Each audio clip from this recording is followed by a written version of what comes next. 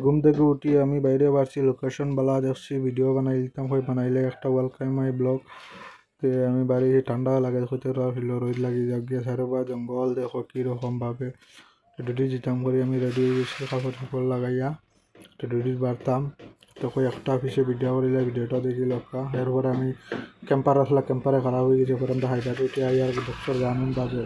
পরে কালকুল লোকেশন আবার আইলাম, আইয়া ওটা খাওয়া মধুর আর হইল দূর আর হয়েছে। আরও ডিপার্টমেন্টের কিছু মানুষ হইয়া টেপটা দিয়ে মাফিয়া দাবা দেখতো নতুন ভালো আছে, ভালো আছে নষ্টরিয়া কথা বেশি কিছু জানে না। তো বেটা তার দেখলো সাইটি দিয়ে আমার গাড়ি যার বোল্ডারও ডের মারা সাইটি দিয়ে, ওই দেখো বাকেট লাগাইয়া রাখছি, আমাদের মাটি উঠে উপরে রাখি আমি বোল্ডারটা দেন ও নিচে লেবারে খাম ওটা।